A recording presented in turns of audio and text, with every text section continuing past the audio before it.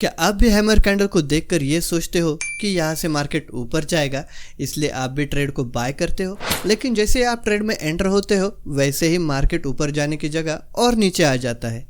क्या आपके साथ भी ऐसा होता है?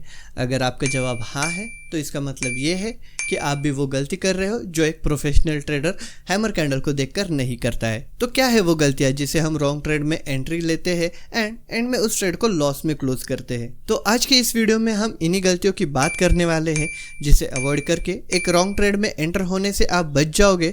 और साथ ही साथ इस वीडियो में हम आज सीखेंगे कि हैमर कैंडल के साथ कब ट्रेड लेने से हमें ज़्यादा से ज़्यादा प्रॉफिट होगा। लेकिन हैमर कैंडल्स का चार्ट्स में इतना इंपॉर्टेंस क्यों होता है, और जब हैमर कैंडल्स फॉर्म होती है तो इसका क्या मतलब होता है? इसके लिए सबसे पहले हम हैमर कैंडल्स की बेसिक को समझते हैं। हैमर कैंडल एक ट्रेंड रिवर्सल कैंडलस्टिक पैटर्न है। हैमर कैंडल की बॉडी छोटी होती है एंड विक हमेशा बड़ी होती है। विक हमेशा हैमर कैंडल की बॉडी से डबल या उससे भी बड़ी होती है। ये कैंडल दिखने में एक हथौड़ी जैसे दिखती है, इसीलिए इस कैंडल को हैमर कैंडल कहा जाता है।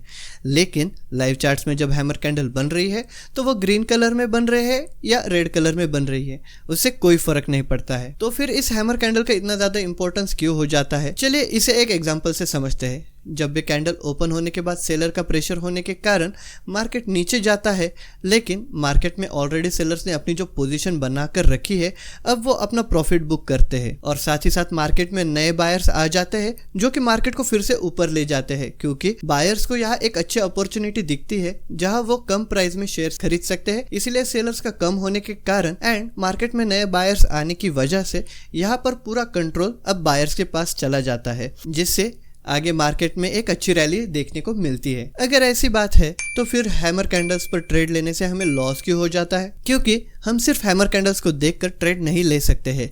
इसीलिए यहाँ पर मैं आपको 4 ऐसे पॉइंट्स बताऊंगा जहाँ पर आप हैमर कैंडल्स तो देखते हो लेकिन इन चीज़ों को मिस करने की वजह से आप लॉस कर देते हो। तो सबसे पहले पॉइंट है रेजिस्टेंस। सबसे पहले आपको ये देखना है कि कोई भी हैमर कैंडल पिछले रेजिस्टेंस के आसपास अगर फॉर्म हो रही है तो हमें सिंपली ऐसे ट्रेड को अवॉइड करना है, क्योंकि जब भी रेजिस्टेंस के पास कोई भी कैंडल फॉर्म होती है तो उसके बाद ज़्यादा चांसेस होते हैं कि मार्केट वहाँ से नीचे आए। सेकेंड पॉइंट है साइडवेज मार्केट। जब भी मार्केट साइडवेज हो जाता है एंड वहां पर अगर आपको हैमर कैंडल दिखे एंड उसके बाद अगर आप ट्रेड में एंटर कर जाते हो तो इसकी कोई गारंटी नहीं होती कि मार्केट यहाँ से ऊपर जाएगा या फिर नीचे जाएगा। इसलिए साइडवेज मार्केट में हमें हैमर कैंडल को अवॉइड करना चाहिए। साइडवेज मार्केट में हम बॉक्स ट्रेडिंग कर सकते हैं, जो एक अलग टॉपिक है जिसमें हम किसी और वीडियो में बात करेंगे। थर्ड पॉइंट है बुल मार्केट। जब भी मार्केट बुलिश हो एंड ऊपर एक हैमर कैंडल दिखे तो आपको यहाँ पर बिल्कुल भी ट्रेड नहीं लेना है, क्योंकि जब भी बुल चार्ट्स में हैमर कैंडल बनती है तो उसको हैंगिंग मैन कैंडल्स कहते हैं, ना कि हैमर कैंडल। इसलिए जब भी आप बुल मार्केट में ये सोचकर ट्रेड लेते हो कि यहाँ पर हैमर कैंडल बनी है, लेकिन यहाँ आप कैंडल्स को आइडेंटिफाई ठीक से न करने की वजह से आप ट्रैप हो जाते हो एंड ट्रेड में लॉस हो जाता है। इसीलिए यहाँ पर भी हमें ट्रेड लेना अवॉइड करना चाहिए। Last and most important point ये है कि हैमर कैंडल की बॉडी एंड विक को आपको देखना है। यानी कि जब भी हैमर कैंडल दिखे तो सबसे पहले आपको हैमर कैंडल को ठीक से आइडेंटिफाई करना है। यानी कि आपको यह देखना है कि इस कैंडल की विक इसके बॉडी से एटलीस्ट डबल हो। अगर कैंडल काफ़ी छोटी है इसका मतलब ये है कि ये कैंडल हैमर नहीं है एंड अभी तक नए बायर्स ऐड नहीं हुए हैं। यहाँ पर सिर्फ सेलर्स अपनी पोजीशन क्लोज कर रहे हैं या फिर प्रॉफिट बुक कर रहे हैं। इसलिए अगर कैंडल काफ़ी छोटी है तो यहाँ पर हमें ट्रेड लेना अवॉइड करना चाहिए। तो ये 4 सबसे इंपॉर्टेंट पॉइंट्स है जहां पर आपको हैमर कैंडल्स के साथ ट्रेड करना अवॉइड करना है। लेकिन अगर यहाँ ट्रेड न ले तो फिर हैमर कैंडल्स के साथ हम ट्रेड कहाँ और कैसे करें? तो जब भी लाइव चार्ट्स में आपको हैमर कैंडल के साथ ट्रेड करना है तब आपको यह देखना ज़रूरी हो जाता है कि मार्केट डाउन ट्रेंड में है या नहीं, क्योंकि जितना बड़ा डाउन ट्रेंड होगा उतना ही बड़ा सेलर्स का प्रेशर यहाँ पर होगा। मार्केट के डाउन ट्रेंड के बाद हमें बस वेट करना है कि हैमर कैंडल बने।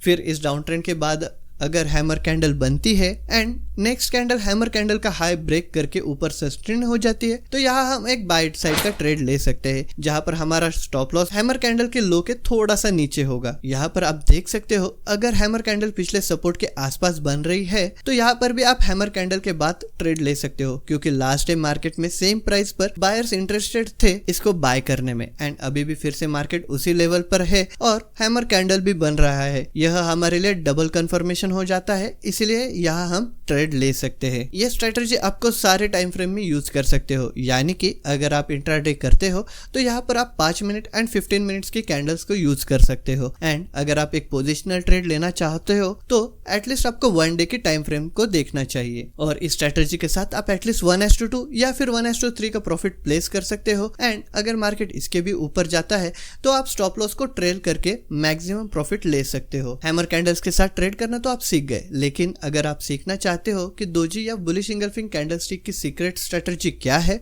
तो आप हमारे ये वीडियो देख सकते हो।